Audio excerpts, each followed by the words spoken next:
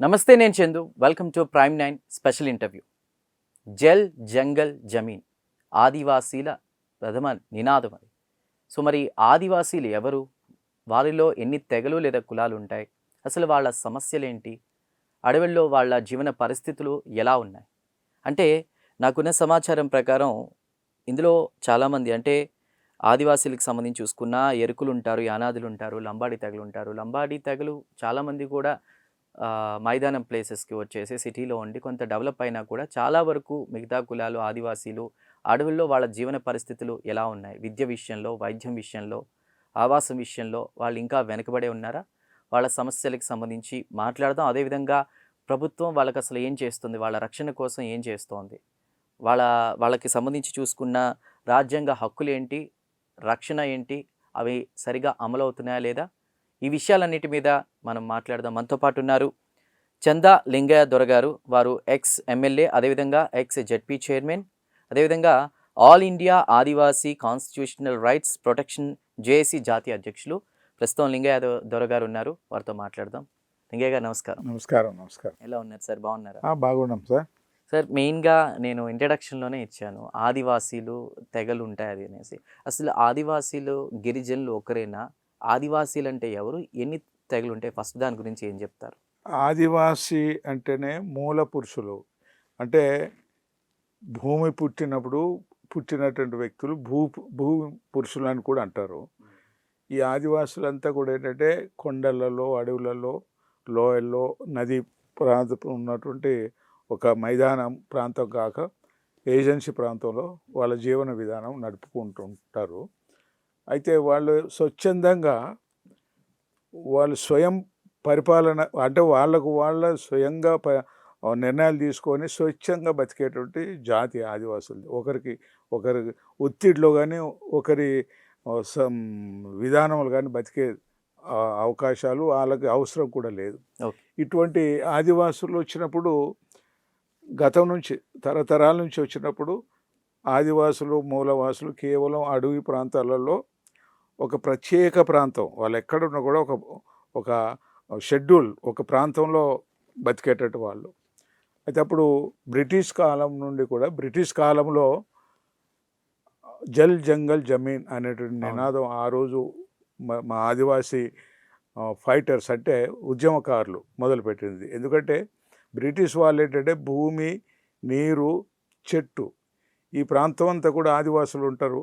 ఆ ఆదివాసులని, ఆ ప్రాంతంలో ఉన్న వనరులని కాజేయాలని ఆనాడు బ్రిటిష్ వాళ్ళు కుట్రబడి వాళ్ళ మీద దాడులు చేయటం కూడా జరిగింది ఆదివాసులు.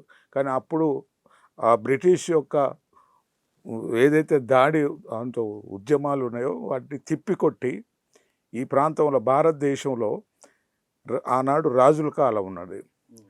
ఈ రాజులు లాంటి వాళ్ళు కూడా బ్రిటిష్ వాళ్ళకు లొంగి సామంతులుగా బతికారు తప్ప ఆదివాసులు వాళ్లకు బ్రిటిష్ వాళ్ళని తరిమి కొట్టారు. అడవులకు రాకుండా కూడా తరిమి కొట్టినటువంటి ఘనత ఆదివాసులకే ఉంది. స్వతంత్రం కోసం, భారతదేశ స్వతంత్రం పోరాటం మొట్టమొదటి చేసింది ఆదివాసులే. ఆ టైంలో ప్రభుత్వం, ఆనాడు బ్రిటిష్ ప్రభుత్వం ఎందుకు ఆదివాసులు మమ్మల్ని తిరస్కరిస్తున్నారు, ఆ ప్రాంతంలో ఈ యొక్క పరిపాలించేటువంటి రాజులు ఎందుకు పోలేకపోతున్నారనే ఆలోచనతో ఒక స్టడీ కమిటీ వేసి, ఆ యొక్క స్టడీ కమిటీలో ఎమండ్రాఫ్ అనేటువంటి ఒక ప్రొఫెసరు, అటువంటి వాళ్ళని కూడా వేసి ఒక విధానాన్ని కనుక్కున్నారు. ఎందుకు మీరు మమ్మల్ని వ్యతిరేకిస్తున్నారంటే, అప్పుడే ఆదివాసులు ఏమనుకున్నారంటే, మాకు జల్ జంగల్ జమీన్ ఈ మూడు జోడ్లకి రావద్దు, మా జీవన విధానం ఈ మూడిటి మీద ఉంది, జల్ జంగల్ జమీన్, వీటిని వదిలిపెట్టి మీరు ఏమైనా చేసుకోండి అనేటువంటి. అప్పుడే ఆయన బ్రిటిష్ వాళ్ళు 1887లోనే ఒక చట్టం తీసుకొచ్చారు. ఏమని? ఈ భూమి మీది, నీరు మీది, అడవి మీది, ఈ ప్రాంతం జోలికి రాము, మీకు ఒక ప్రత్యేక చట్టం తీసుకొస్తాం. అట్లనే డిస్ట్రిక్ట్ కౌన్సిల్ అనేది ఒక కౌన్సిల్ ఏర్పాటు చేసి స్వయం పరిపాలన, ఆ ప్రాంతంలో మీరే పరిపాలించుకోమని కూడా చట్టం తీసుకొచ్చారు.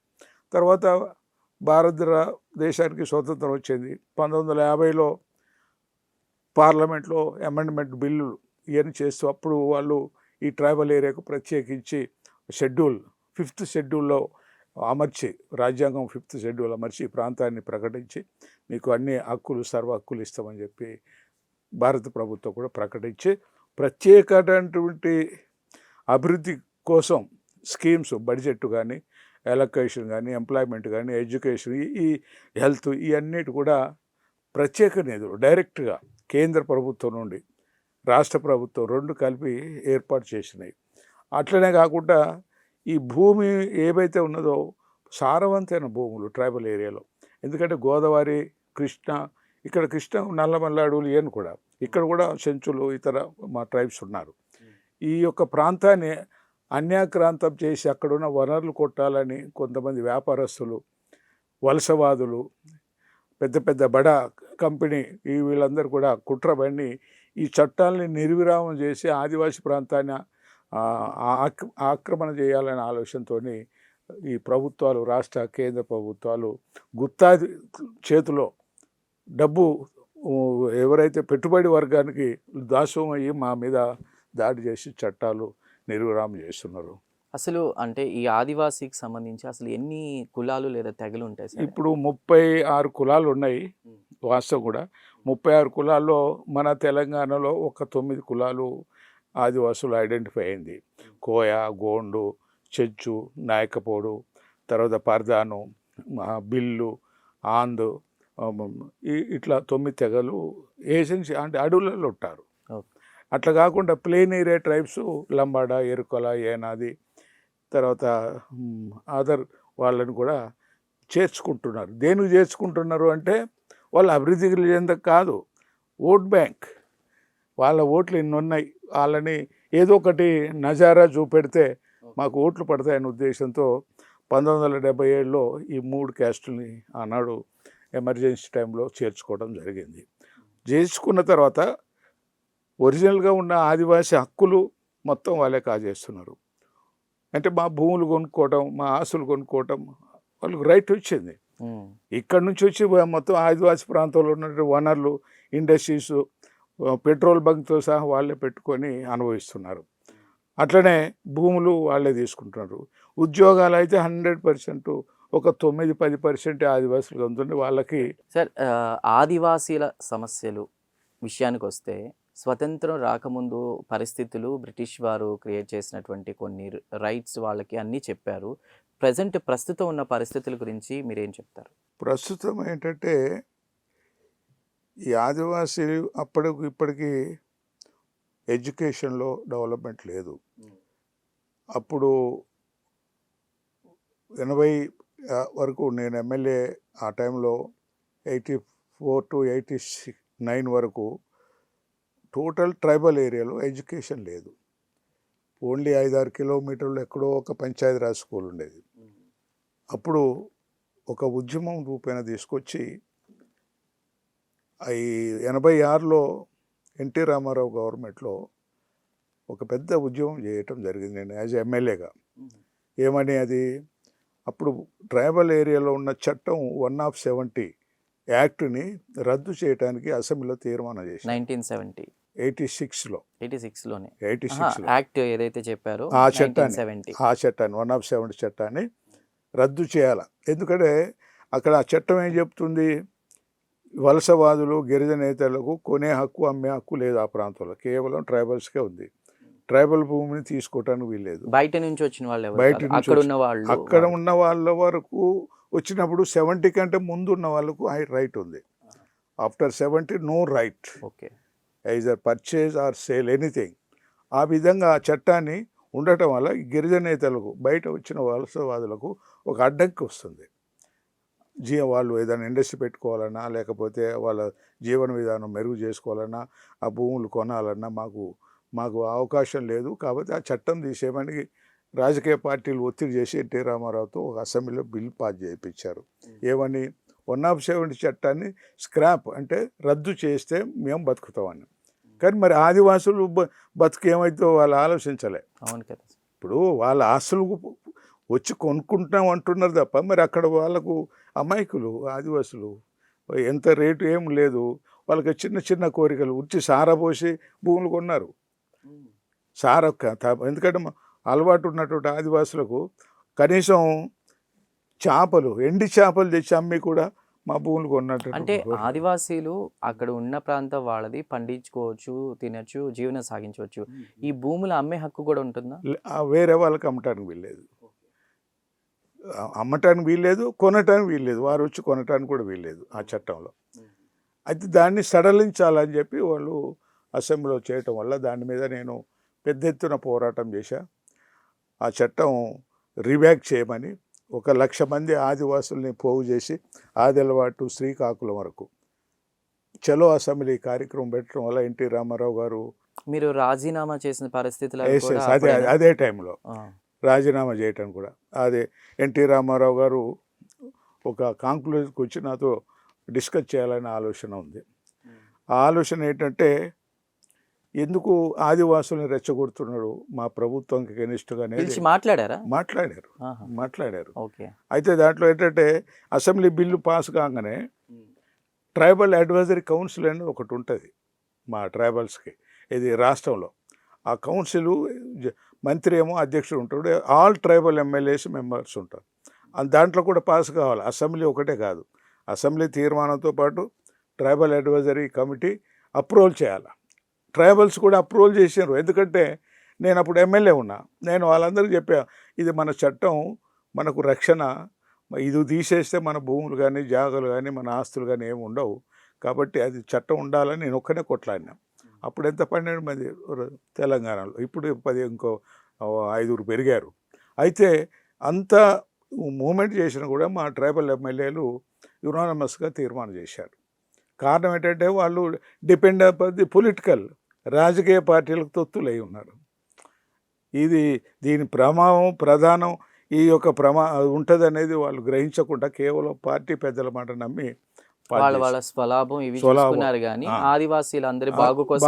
వాళ్ళ జాతి కోసం ఎలాంటి ఆలోచన లేకుండా పాస్ చేసి అది గవర్నర్ దగ్గరికి వెళ్ళిపోయింది. Governor is a supreme. ఆమె ఆ గవర్నర్ కానీ అప్రూవల్ చేస్తే ఢిల్లీ పోతే పార్లమెంట్లో అమెండ్మెంట్ అయ్యి వచ్చేస్తుంది. గవర్నర్ దగ్గర పోయిన తర్వాత నేను గవర్నర్ దగ్గరికి ఇమీడియట్గా పోయి అప్రూవల్ అయినా. అప్పుడు ఆ రోజు కుముద్బిన్ జోషి అని ఒక మహిళ మన ఆంధ్రప్రదేశ్ గవర్నర్ ఉంది. షీఈస్ కమిటెడ్ ఫర్ ఆదివాసీ. ఆమె దగ్గర పోయి నేను ఎక్స్ప్లెయిన్ చేశాను, ఇక మాకున్న చట్టం తీసేస్తే మేము ఎట్లా బతకాలా, మా రక్షణ కోసం ఆనాడు పూర్వీకులు జల్ జంగల్ జమన్ కోసం కొట్లాడేది బ్రిటిష్ వాళ్ళు పెట్టిన చట్టం, దాన్ని ఇప్పుడు కేంద్ర ప్రభుత్వం అమెండ్మెంట్ చేసి ఇంకా కొద్దిగా మాకు బలం ఇచ్చిండ్రు, అటువంటి దాన్ని తీసేస్తే మేము బతకలేము మేడం అని చెప్పి నేను చెప్పడం జరిగితే ఆమె కూడా చెప్పింది, హోప్లెస్, నేనేం చేయాలా, I can't do it. Assembly has passed the resolution, your tribal advisory council, your tribal MLAs all are agree to remove that act, how can pass అని ఆమె కొద్దిగా అది విన్నప్పుడు మీకు ఎలా ఇమ్మీడియట్గా నేను రాజీనామా చేశాను.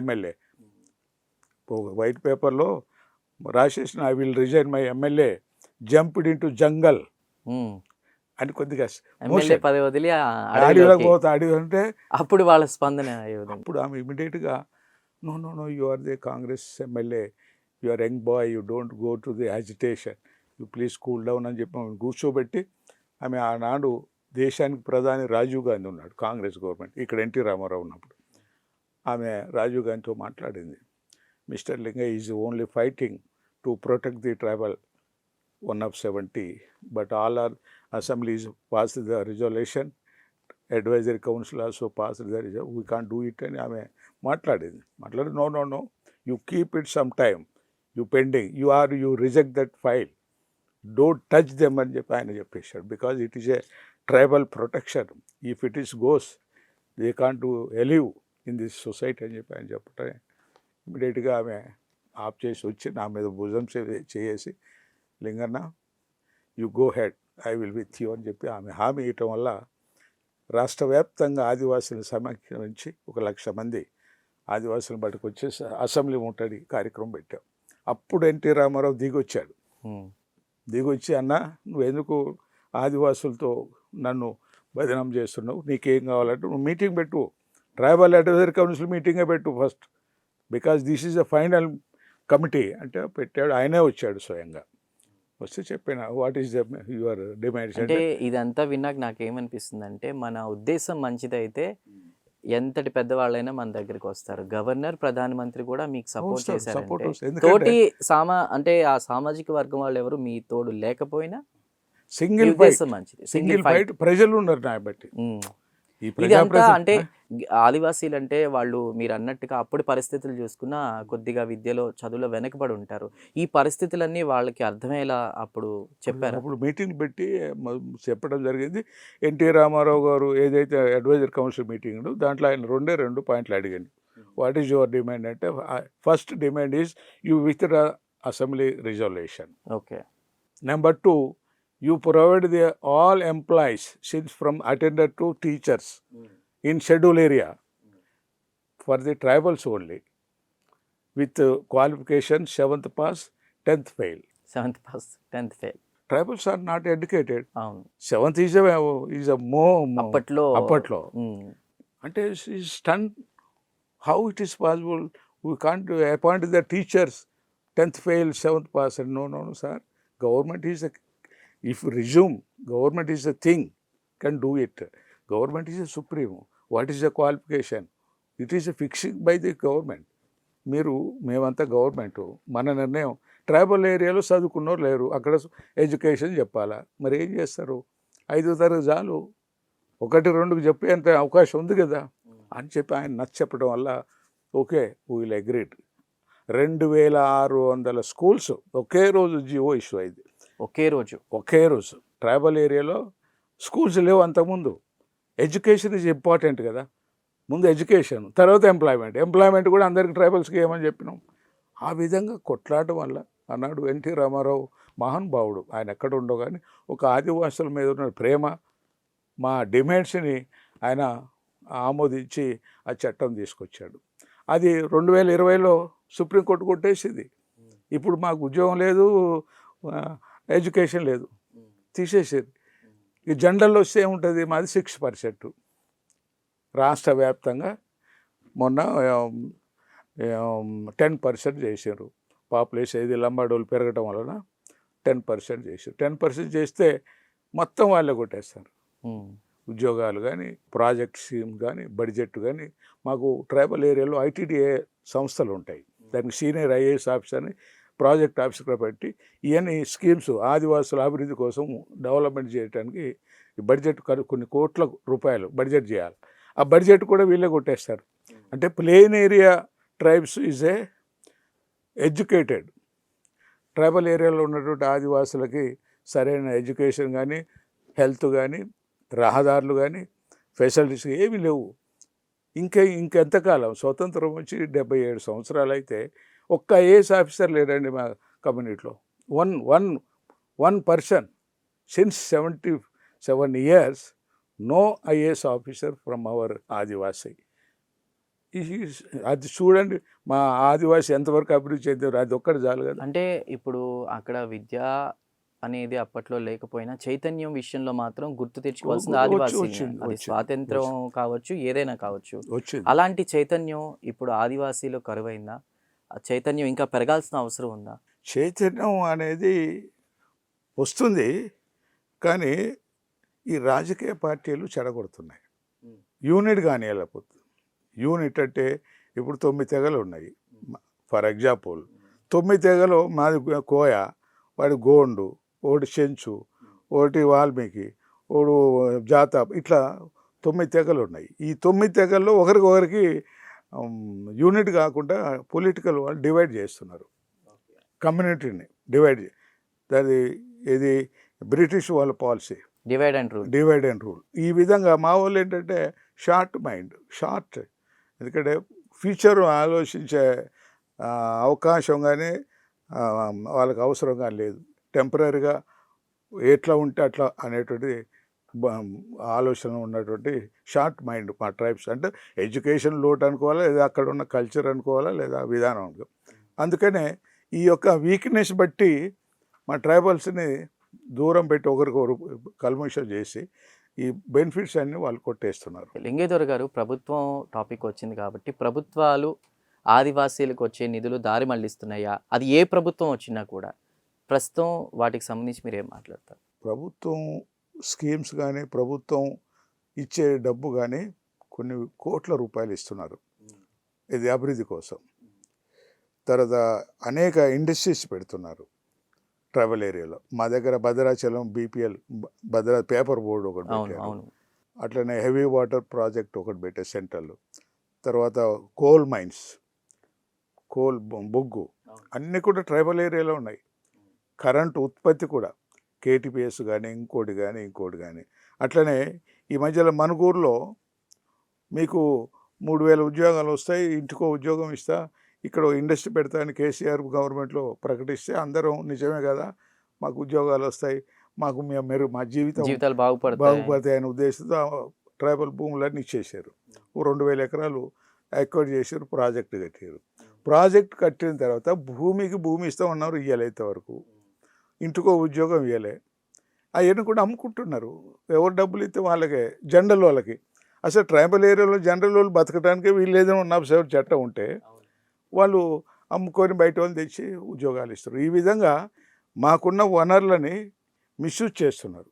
అట్లనే బడ్జెట్ ఉన్నది, రోడ్డు వేయాలా, చెరువు వేయాలా, కుంట వేయాలా. పోలవరం ప్రాజెక్టు కట్టారు మీకు.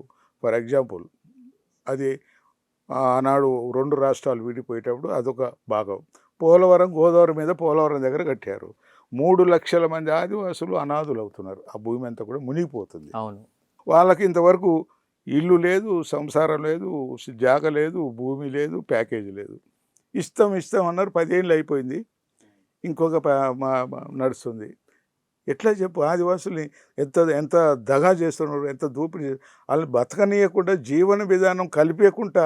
తెలంగాణనే కాదు, ఏ ప్రాంతమైనా జరుగుతుంది. ఇదే ఇక్కడ కాదు, భారతదేశంలో ఎక్కడ కూడా. ఆనాడు నర్మదా ప్రాజెక్ట్ కట్టారు, ఇంతవరకు వాళ్ళ ప్యాకేజీ రాలేదు.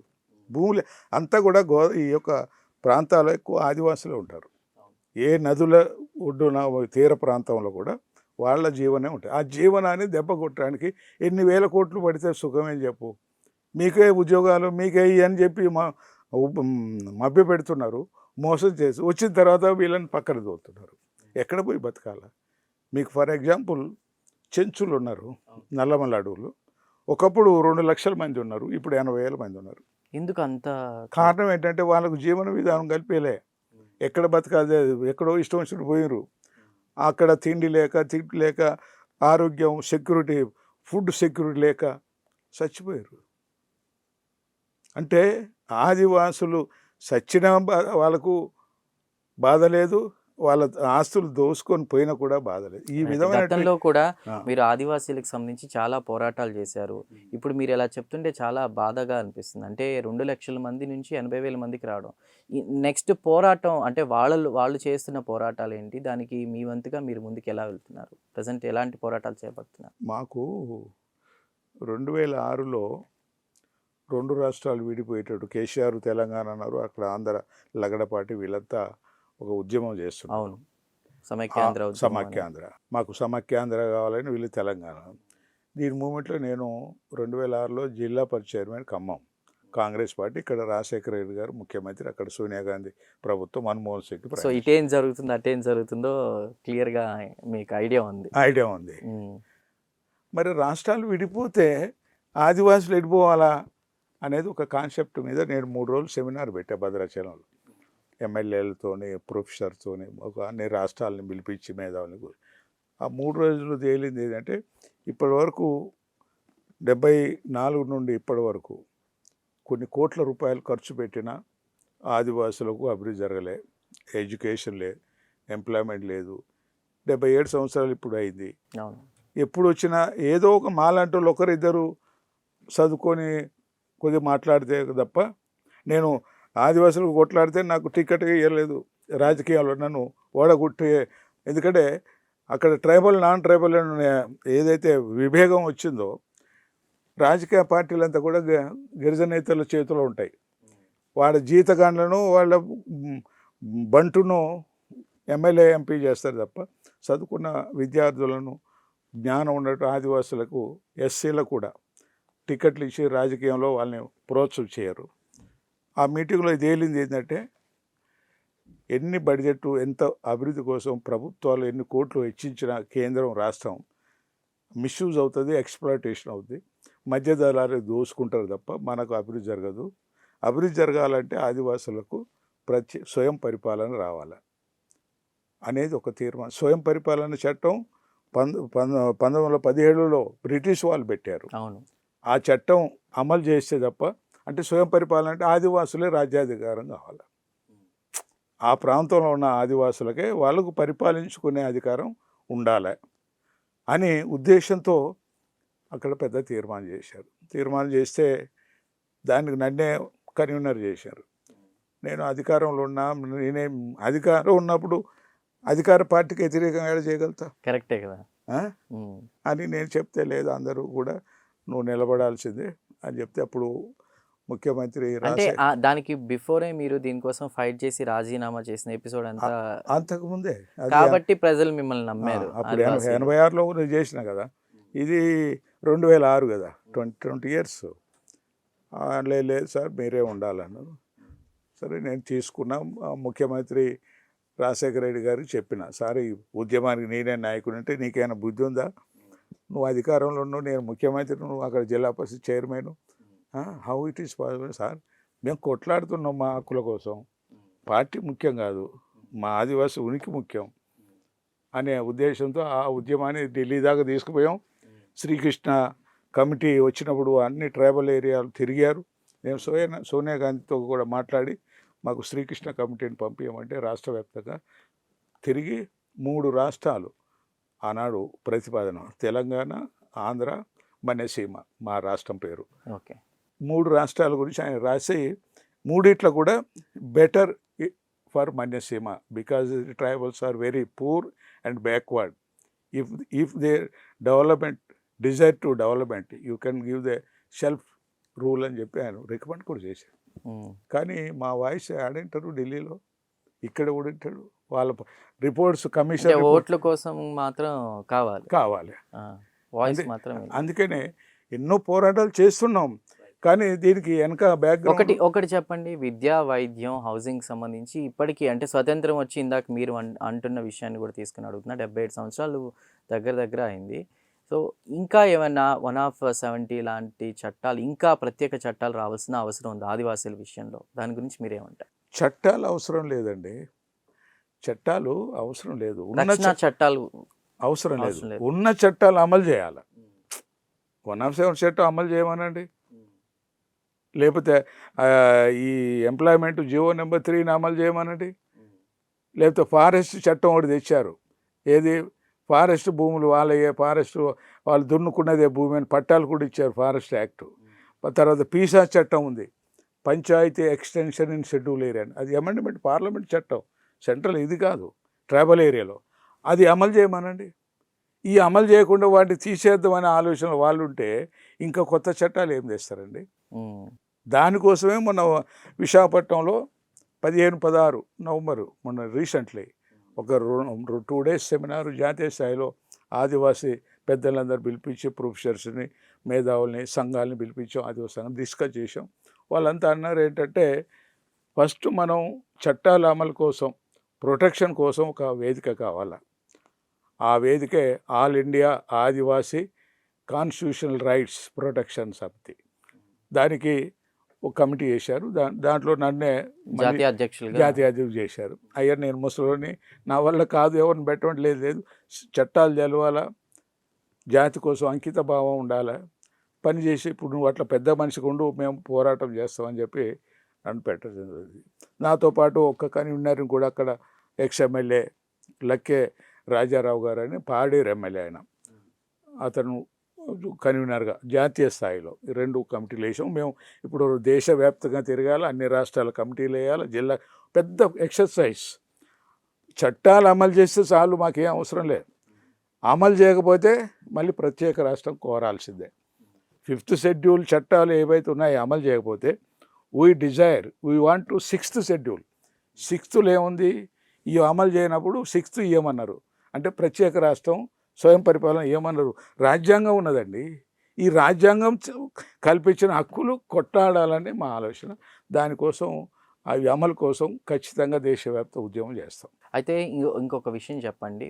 ప్రభుత్వాలు ఈ ఆదివాసీ సంపద లేదా భూముల్ని పెద్ద వాళ్ళు, అంబానీలు, అదానీలు, వీళ్ళకి కట్టబెట్టే ప్రయత్నం ఏమైనా జరుగుతుందా? దాని గురించి మీరేం మాట్లాడతారు? వాస్తవమే అది. ఎందుకంటే ఫర్ ఎగ్జాంపుల్ 2022లో బీజేపీ గవర్నమెంటు ఆదివాసీ ప్రాంతంలో ఉన్న ఈ 107 చట్టానికి ఎగనెస్ట్గా, పీసా చట్టానికి ఎగనెస్ట్గా, అంటే పీసాలో ఏముంది, గ్రామ సభ తీర్మానం లేదు, ఏ పని ముట్టుకోవటానికి వీళ్ళే.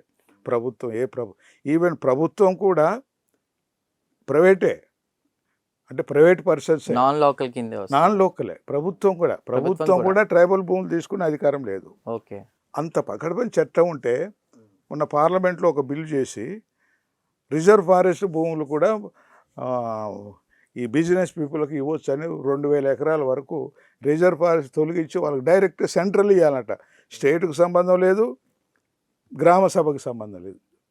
అంటే చట్టాన్ని ఉల్లంఘించి ఆ భూములను ఎవరికి, అంబానీ, అదాని లాంటి పెద్ద పెద్ద మల్టీ కంపెనీలకు అప్పచెప్పాలి. ఈ ప్రాంతంలో ఉన్న వనరులు, మొత్తం వనరులు ట్రైబల్ ఏరియాలో, ఈ భారతదేశంలో ట్రైబల్ ఏరియాలో తప్ప ఎక్కడ లేవు.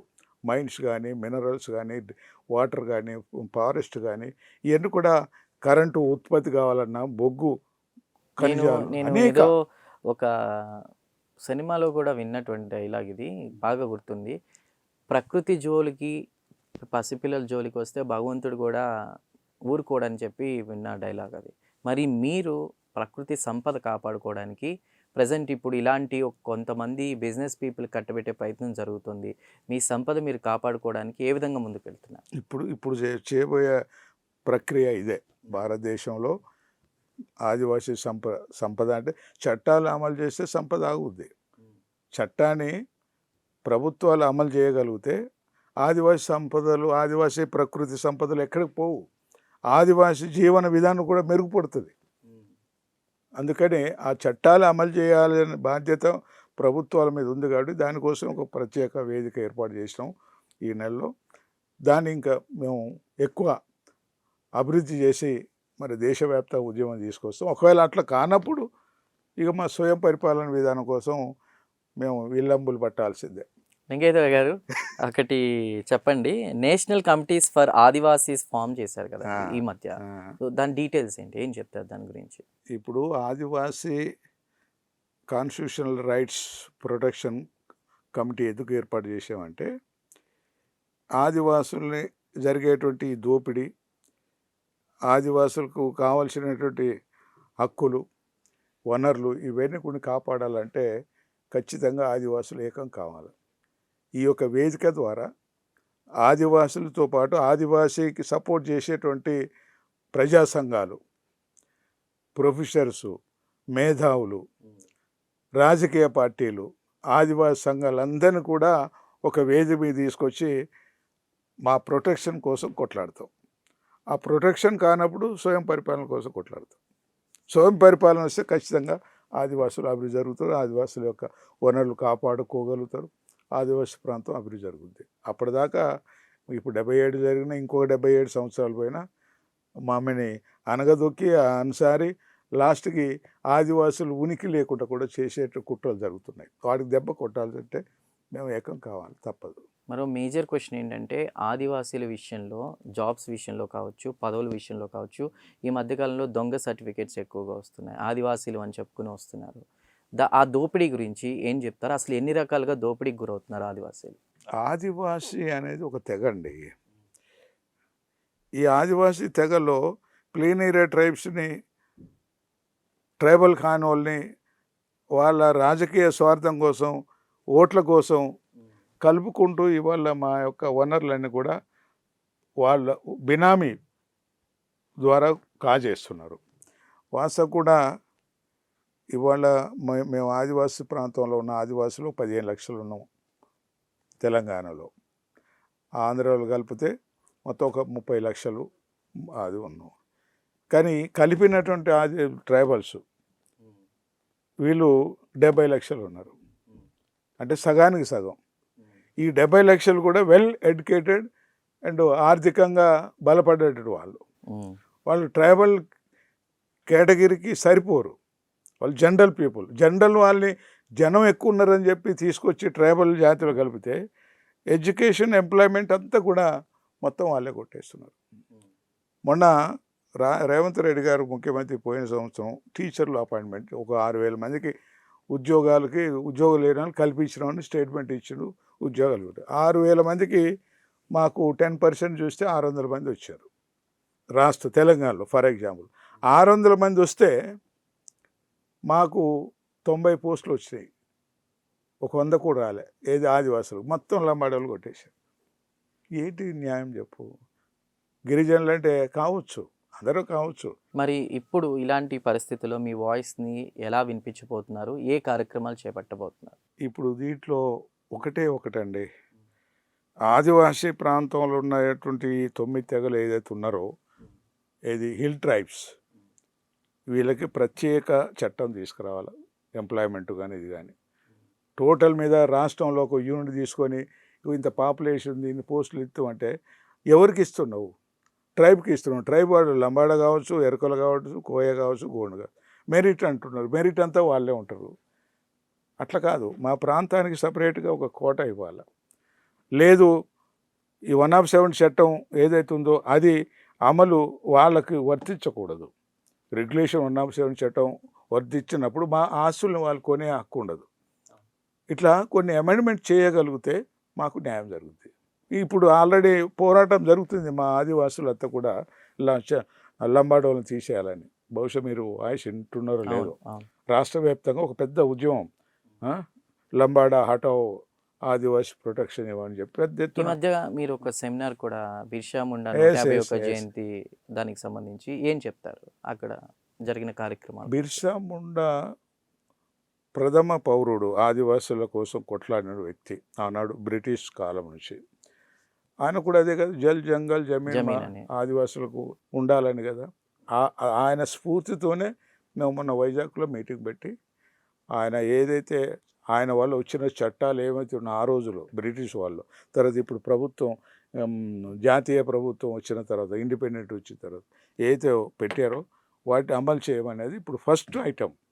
ఈ తర్వాత సెకండ్ ఏంటంటే స్వయం పరిపాలన. ఈ రెండింటి మీదనే మా యొక్క పోరాటం జరుగుతుంది. ఇప్పుడు ఆంధ్రప్రదేశ్లో కూటమి ప్రభుత్వం వచ్చాక చాలామంది డిప్యూటీ సీఎం పవన్ కళ్యాణ్ గారి గురించి మాట్లాడుకుంటున్నారు. ఆయన ప్రత్యేకంగా ఈ అడవులు సంబంధించి చాలా కార్యక్రమాలు చేపడుతున్నారు. అక్కడ ఉన్నటువంటి ట్రైబల్స్ కోసం కూడా ఆయన స్వంత నిధులు వెచ్చించి కొన్ని కార్యక్రమాలు అవి చేపడుతున్నారు. దాని మీద మీ స్పందన ఏంటి? సార్ ఇప్పుడు పవన్ కళ్యాణ్ కానీ చంద్రబాబు నాయుడు కానీ ఈ సంక్షేమ కార్యక్రమాలు ఎన్ని చేసినా ఆదివాసుల యొక్క ఉనికి ప్రొటెక్షన్ ఉండదు. అంటే మీరు ఇందాక అన్నారు కదా 77 సంవత్సరాలు స్వతంత్రం అయినా ఇంకా అక్కడ డోలీ మోతలు కావచ్చు, రోడ్డు ఫెసిలిటీస్కి సంబంధించి కావచ్చు, ప్రత్యేక చొరవ చూపిస్తున్నారు పవన్ కళ్యాణ్. ఆయన చేపడుతున్నటువంటి కార్యక్రమంపై మీరేమంటారు? ఇప్పటికిప్పుడు వాళ్ళు చేపడితే అయ్యేది కాదు. సరే, ఇది యాక్షన్ ప్లాన్ మీద పోతే మంచిదే.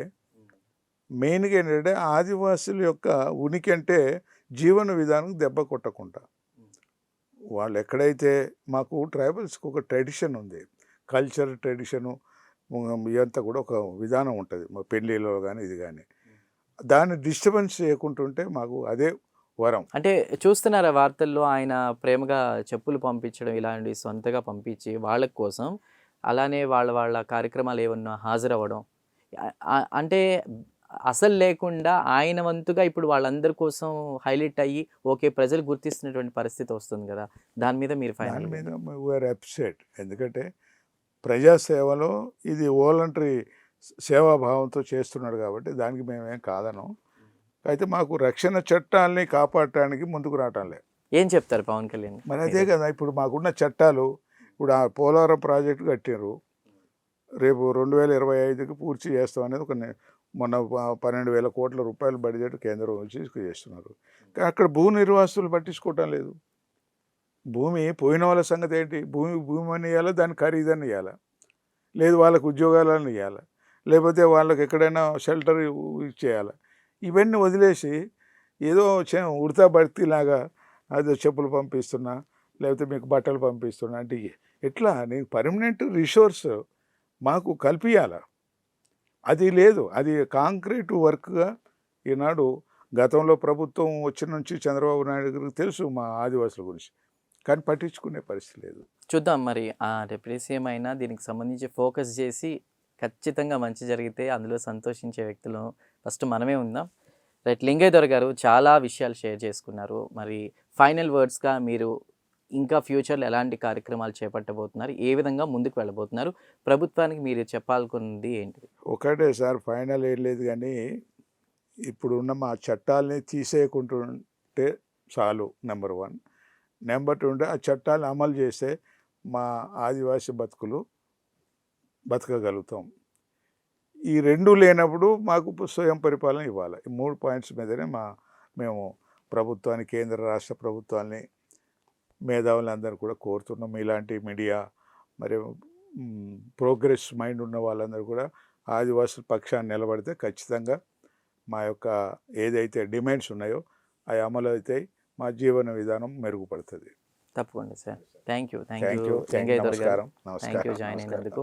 సో చూశారు కదా, ఆదివాసీ చట్టాలు ఏవైతే ఉన్నాయో 170 అలాంటివి తీయకుండా వాటిని అమలు ప్రాపర్గా జరిగేలా చూడాలి. ఆదివాసీల జీవన పరిస్థితులు, విద్య, వైద్యం, హౌసింగ్కి సంబంధించి కూడా మెరుగ్గా అవి అమలయ్యేలా చూడాలి. వాళ్ళ జీవితాలు బాగు చేయాలి. ఎందుకంటే ఇందాక లింగయ్య దొర గారు ఒక మాట చెప్పారు, లక్షల్లో ఉండాల్సినటువంటి సంఖ్య ఆదివాసీలు వేలల్లోకి పడిపోతున్నారు. దానికి కారణం ఏంటనేది అందరికీ తెలుసు. ప్రభుత్వాలు ఇప్పటికైనా వాళ్ళ జీవన పరిస్థితులు మెరుగుపరిచేలా ఆలోచించాలని వారు కోరుతున్నారు. లేదంటే స్వయం పరిపాలన దిశగా కూడా మేము ముందుకు వెళ్తాం ప్రత్యేకంగా అంటూ కూడా చెప్తున్నటువంటి పరిస్థితి. ఇది లింగయ్య దొర గారితో ప్రత్యేక special interview. Keep watching prime nine news.